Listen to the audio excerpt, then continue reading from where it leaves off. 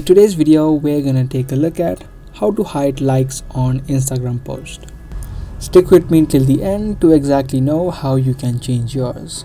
Now before you move on, subscribe to our channel if you are new here and also turn on the notifications so you don't miss out on more informative videos similar to this. To change or hide the like count on your Instagram post, you need to head over to the post first. Now after you have opened up the post, you'll see a 3-dot line. You can tap on that, and after you do that, you'll come across a few options, and along with that you'll see an option of hide like count. As soon as you tap on that, your likes on Instagram will be hidden. Now I do not have any likes on this post, but if you have, your likes will be hidden as soon as you tap on that.